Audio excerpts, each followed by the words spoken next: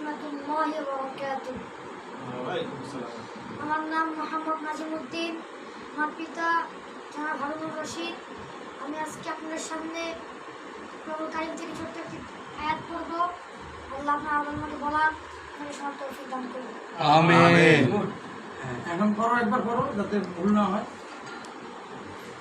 আউযু বিল্লাহি মিনাশ শাইতানির রাজীম।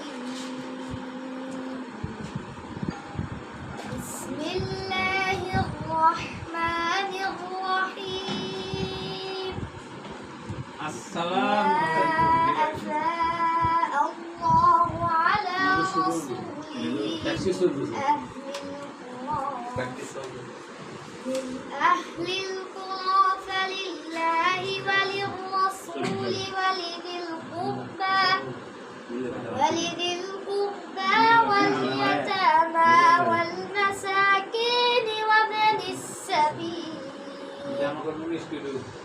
وابن السبيل كي لا يكون دولة بين الأغنياء منكم وما آتاكم الرسول فخذوه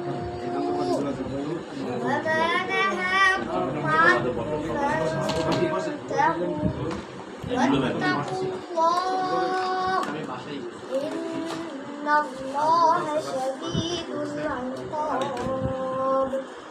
صدق الله مولانا العظيم وصدق رسوله الحبيب الكريم. মাশাআল্লাহ মাশাআল্লাহ। এটা কিন্তু আমি মানে রিহার্সাল হইছে, ঠিক আছে? আমি যখন বললাম তখন এইভাবে সুন্দর করে পাস করব, ঠিক আছে?